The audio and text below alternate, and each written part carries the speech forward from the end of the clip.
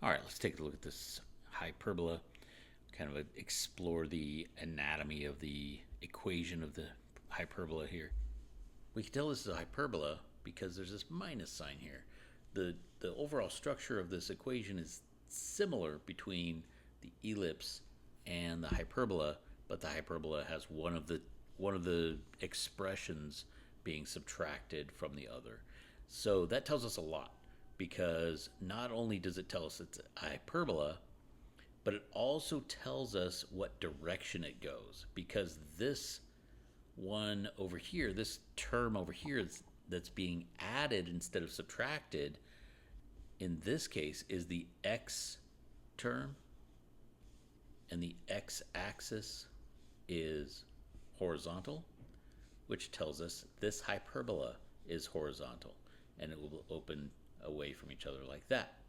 Obviously, I'm not a very good hyperbola artist, but that's okay. Now, what else can we tell? Well, we know that in a hyperbola equation, it goes x minus h squared over a squared minus y minus k quantity squared over b squared, and that's all equal to 1. Now, h and k, h comma k, is the center of the hyperbola, smack dab in the middle between the branches. So you have the branches of the hyperbola like that. Right in the middle, right in the center between those is the center, h comma k. And so then we have a and b. Okay, well, in this case it's a horizontal hyperbola, so the vertices are horizontally spaced, I guess, horizontally situated from the center. So this uh, distance here is a. This distance is also a. All right, which makes this vertex, since it's a horizontal one, it adds that a value to the x value of the center. So it's h plus a comma k. That makes more sense if we put actual numbers in there. Let me get rid of this stuff.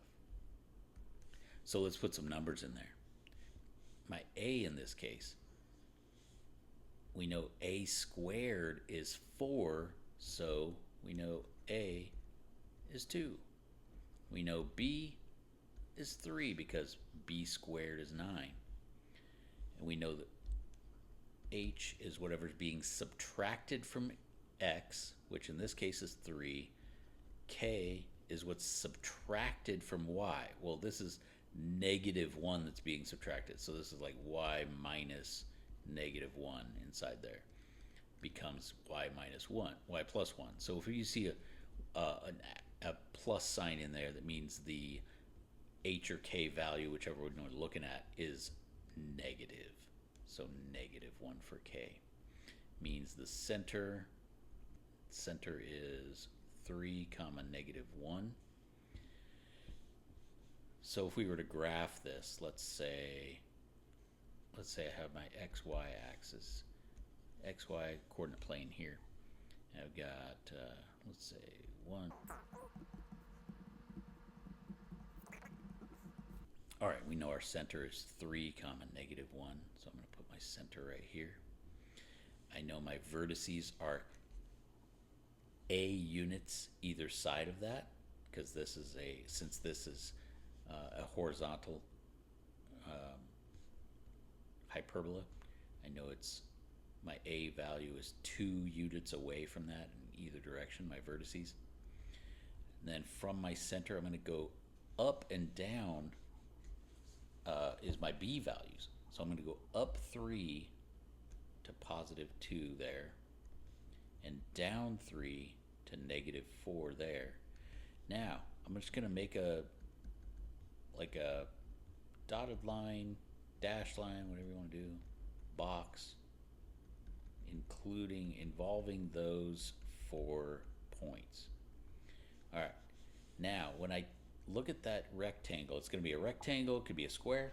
So if I were to roughly, let's say, make some lines through the corners of that, those are my asymptotes of, let's do something like that. Rough sketch here. Those are my asymptotes for my hyperbola branches. We know that they touch the vertices, the vertex right here and here, and then just like any other asymptote, the function goes, or the not the function, but the hyperbola branch gets closer and closer to the asymptote and never touches it. That way, and then same thing over here, goes up like that, close to the asymptote, never touches it, close to the asymptote, never touches it, over that way. And we've sketched our hyperbola. There's also a couple points called the foci. That's the plural of focus. Those are going to be outside the branches, or in the concave part of the branch. It's going to be the distance from the center to the focus on each side. That distance is called C. All right. So in this case, since it's horizontal, my center is at 3, -1. So the y value of my foci is also going to be -1, but it's going to be C units away. So I got to find what C is. With hyperbolas, we can find C using what appears to be Pythagorean theorem. It's actually this distance right here is what I'm looking for. It's kind of weird. I don't use, obviously it's not that direction, it's straight out horizontally, but we use Pythagorean theorem to find what C is. A squared plus B squared equals C squared. So I have A squared, which is 4, and I have B squared, which is 9. So 13 is C squared, so C is the square root of 13 in this case. So the square root of 13, roughly, well, we know it's greater than the square root of 9, less than the square root of 16, so somewhere between 3 and 4. So if I go somewhere between 3 and 4 units away from my center in either direction, I've got 1, 2, 3, roughly over here somewhere, and then 1, 2, 3, roughly over here somewhere, the same distance that direction. Those are my foci. Or you could say focuses if you want, but foci is correct. So this is going to be 3 plus and minus the square root of 13. So sometimes it works out that that's a rational number, that it's easier to say in the coordinate pair. Other times not so much. In this case, it's 3 plus and minus square root of 13, and the y value is 1. You also might need to know the asymptote equation, just like any other line. Once you know the slope and a point on the line, you can come up with the equation. So for asymptotes, you need to know the slopes, and you already know one point that they go through, so all you need is one point and the slope, and we can write the equation in point slope form. You can write it in slope intercept form if you know how to do that instead. I usually like to use point slope to begin with, and then you can change it to slope intercept from there if you want. For instance, like here, we know the slope is up the b value. In this case, this is b value, and then over the a value, right? So b over a, rise over run, right? So b is 3. So the slope for the asymptote is 3 over 2. That's the positive one. The negative one is going to be, I'm sorry, the other one is going to be negative. It's going to be negative 3 over 2 because it's still rise over run. It's just negative on the asymptote that goes this direction. And we know that they both go through the center of the hyperbola. So we can use the point slope form to get that line. We go y minus the y value of the point that we know, so plus 1 minus negative 1, equals the slope, 3 halves, this is the positive one, times the quantity x minus the x value of the point, which is 3 in this case. So that's the equation of the line, of this asymptote right here. And then if you wanted to change that to slope intercept, you're going to subtract 1 to get rid of that. You're going to distribute the 3 halves. You get 3 halves x. 3 halves times negative 3 is negative 9 halves. And then minus 1, but minus 1 is like minus 2 over 2. So then this is 3a over 2 x minus 11 over 2. And of course 11 over 2 is 5.5. So if I go down 1, 2, 3, 4, 5.5 roughly, right where I sketched it, y equals. And then the other one is going to be this, you could see, use the same point slope form, but it would be negative 3 halves in there. And then when you distribute that, you get a different, obviously, different y-intercept. So let's say we wanted to write the equation of a hyperbola, but we don't know much about it. We know, let's say we're given a vertex, the center, and or an asymptote slope. All right, let's say we know it's a hyperbola. We know that it has a vertex at 3, negative 5. We know that it has the center at 3, negative 1. And we know that the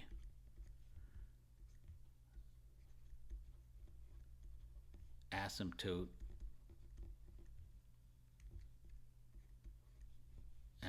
slope is 4 over 7. All right, these are the things we know. These are the things we're given. And we want to write an equation for the hyperbola. Well, we know that the hyperbola equation looks like, well, first off, we want to know whether this hyperbola is horizontal or vertical.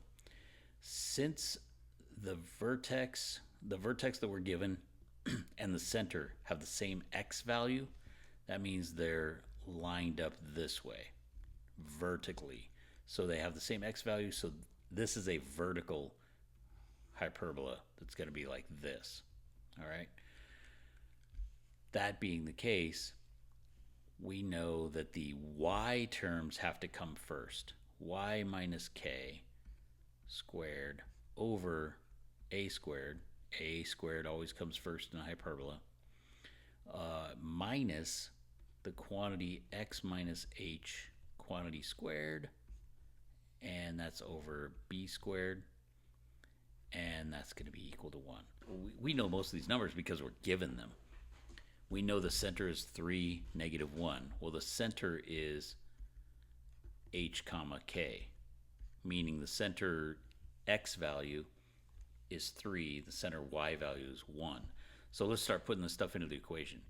Y minus k, well, y minus k means y minus the y value of the center. Y minus negative 1, which is the y value of the center, is y plus 1. Y minus negative 1 is y plus 1. All right. Over here, we've got x minus h. Well, h is a positive number here, so x minus that is just x minus the 3. All right. A over b. So think about this. If we have a vertical hyperbola, the center is here, vertices are here, and then we have our b value that goes out here somewhere, let's say. And then we've got our rectangle that we make here, but draw a little box. All right, and the asymptote slopes are going to be like this and like this, roughly. All right, well, the asymptote slope that we're given is a positive one. So let's focus on this one. All right, slope is rise over run. Rise over run. So we know the rise is 4, the run is 7, which means our a value is 4, so a squared has to be 16. Our b value is the run, the 7, so our b squared is 49 equals 1, and we're done. That's it. That's all there is to that. If we're given all this information, we can easily come up with the equation of that hyperbola. We're given that it's a hyperbola, we're given the vertex, we're given the center. When they give us a vertex in the center, we know that since they have the same x values, our hyperbola is a vertical one. And since our hyperbola is a vertical one, we can tell which value is a and which value is b of our asymptote slope, and that tells us where to put these into the equation. Let's look at an ellipse. If we're told to write the equation of an ellipse, it's telling us that it's an ellipse. That makes it nice because it's telling us ellipse. Major axis length, 12 units. Major axis, 12 units long. Co-vertices.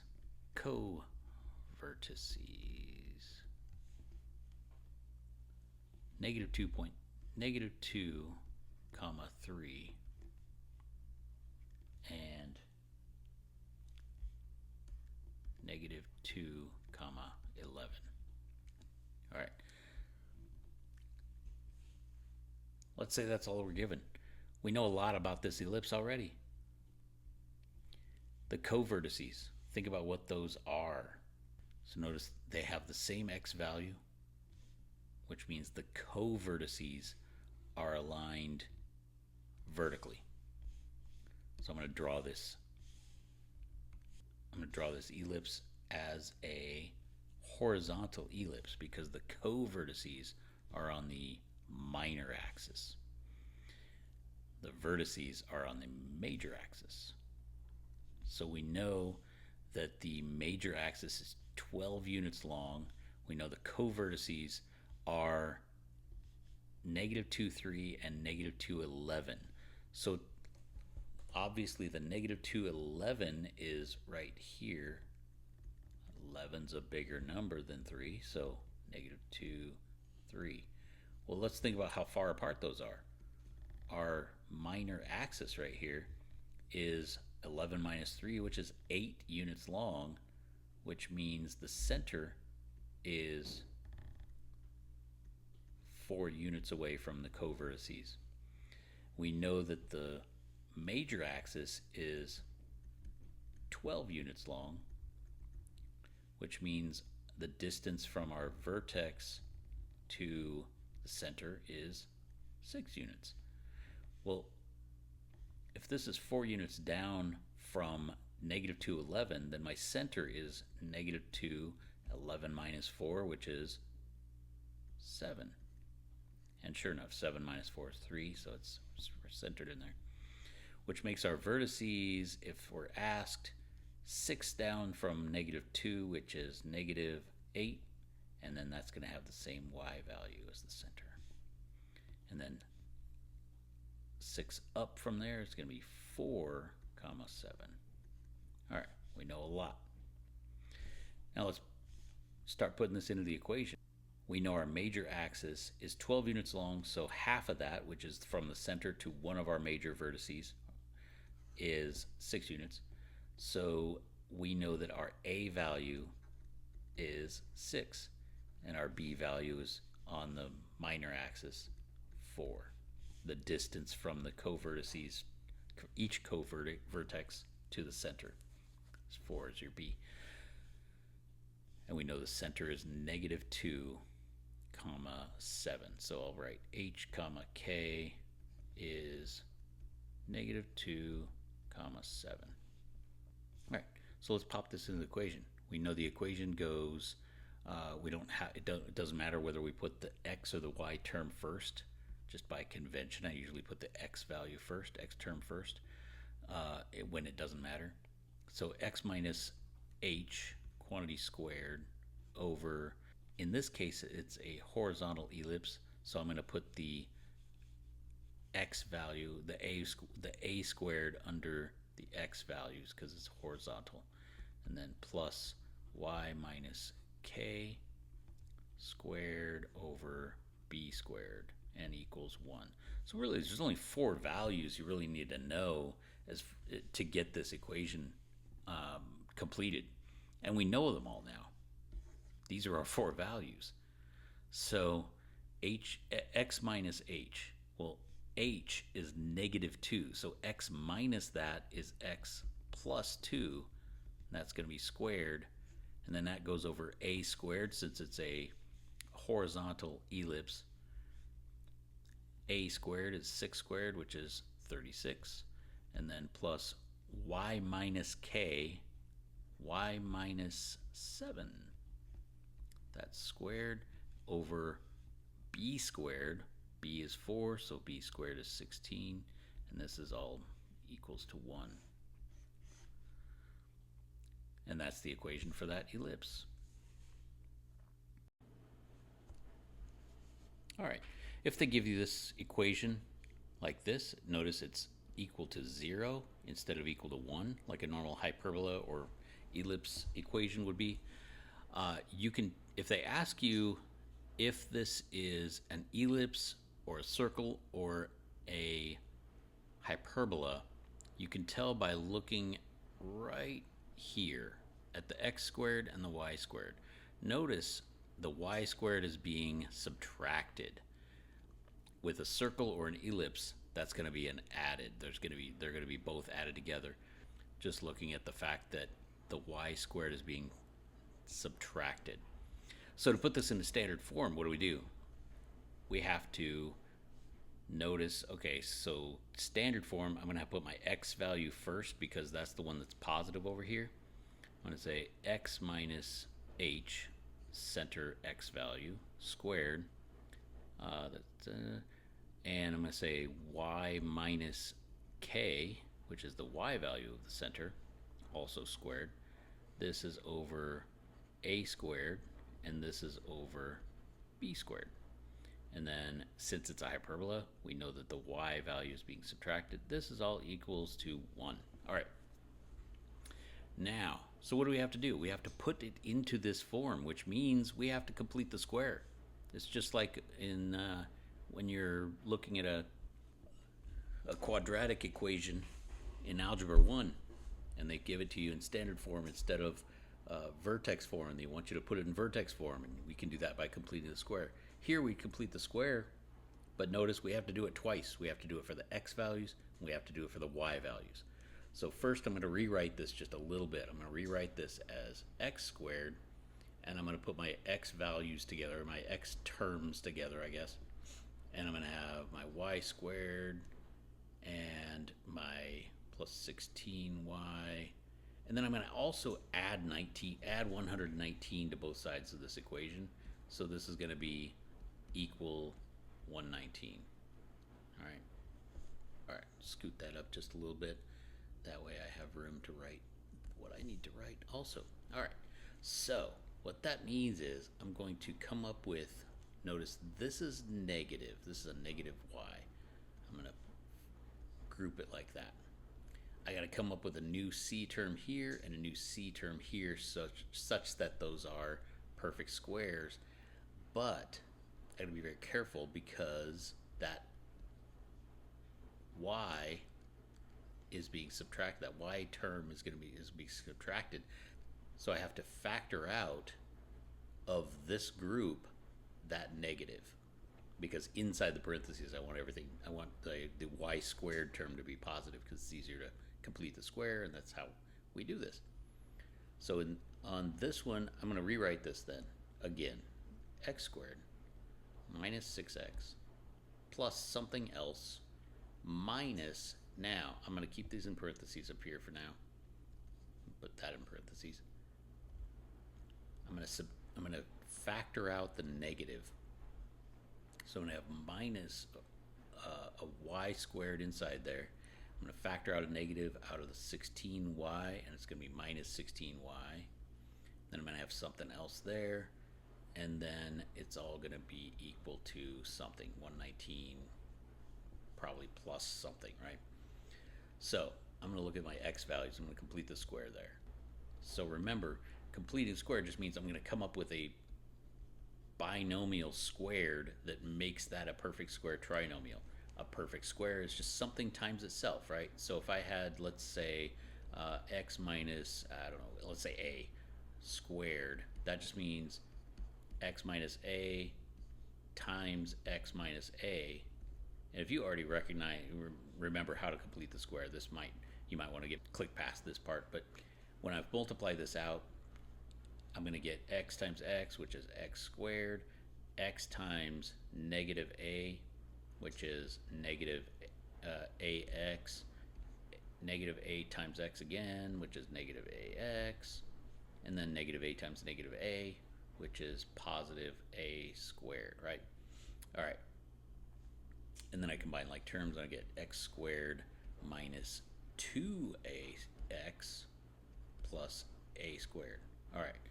So what that means is when I look at this b value and I compare that to what's going into the binomial that's being squared, notice how in the standard form here, in this form, it's double the number. So if I look at this b value here, I put half of that number here, which is, in this case, negative 3. And here I'm going to have x. So x minus 3 is my x value there.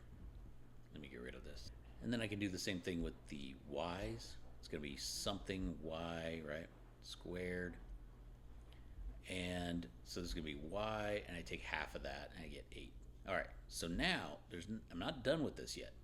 Notice this piece, the c value here, has to be this squared, right? Negative 3 squared. Negative 3 times negative 3 is positive 9, right?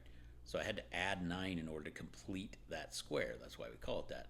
I completed that perfect square trinomial by adding 9 to that side of the equation. Now to keep the equation balanced, I have to also add 9 to the other side of the equation over here. All right, now here's where I gotta be really careful. Notice this squared, negative 8 times negative 8 is 64. So I put a plus 64 in here, but what I've done to that side of the equation is I've actually taken 64 away because of this negative sign right there. This negative sign applies to everything in those parentheses. So because of that negative sign, I've actually added negative 64 to that side, so I have to add negative 64 or subtract 64 from the other side as well. All right, now 119 plus 9 minus 64. Well, 119 plus 9 is 128, which is actually double 64. So if I subtract 64, I'm going to get 64. Now, this, right as it is, almost looks like a circle equation, except for this guy right here, this negative sign. Since I have that minus sign, I know it's not a circle because a circle would be a plus sign there. Now, since it's a hyperbola, not to be confused with hyperbole, which would be the worst mistake in the world. So that was a little hyperbole. Since it's a hyperbola, I need this to equal 1. Well, I can't subtract 63 to make this side equal 1. I have to divide 64 to make it 1. If I subtract 63, I gotta subtract 63 to from the other side, and that doesn't make any sense. So what I'm going to do is divide everything by 64. All right. Now this is going to be just 1. And we have our standard form hyperbola equation. If they were to ask you, what they'll do is they'll give you this type of equation, and they'll ask you what the center of the hyperbola is, and you know that it's hk, right? Whatever's being subtracted from x, whatever's being subtracted from y. So the center is 3, 8. So x minus 3, that means 3 is my x value. At y minus 8, that means y is my 8 is my y value of my center. If they ask you what a is, it's just the square root of the denominator of the positive fraction there. So 8 in this case. In this case, b is also 8. Notice that they're both 8, and that's okay. You can have the same number for both of them. It's okay. So if they ask you which way it is, like if it's horizontal or vertical, you can tell that it's horizontal in this case because the x squared term is positive and the y squared term is negative. The positive one gives you which way it is. X squared is positive, the x-axis is horizontal, therefore the hyperbola is going to be a horizontal hyperbola, which means it opens like this away from each other. The center is going to be 3, 8. My a value is 8, which means this vertex here is going to be 8 away from the center, which the x value there's 3, so this is going to be 11, 8. And then this vertex here, right here, is 8 in the other direction, so -5, 8. If you wanted the asymptotes, they have to go through the center and like that, and they have to go through the center like that. But you don't want to just guess on those, obviously. We use the b value. The b value is up 8. So this point is 3, 16, and then down 8 from the center. This is 3, 0. All right. Make a little box out of those 4 points, where those points are on the sides of the rectangle. In this case, it's a square, but normally it'll be a rectangle. And then you draw your asymptotes going through the corners of that box. You got one positive, one negative, just the opposite slopes of each other. All right, and that's how you can take from this mess of an equation to standard form of a hyperbola. It works the same exact way with an ellipse. It's just that the y value, the y squared value, and the x squared value will both be positive. Once you get the other side here, you just got to remember to divide by that number. And if you have any questions, just let me know.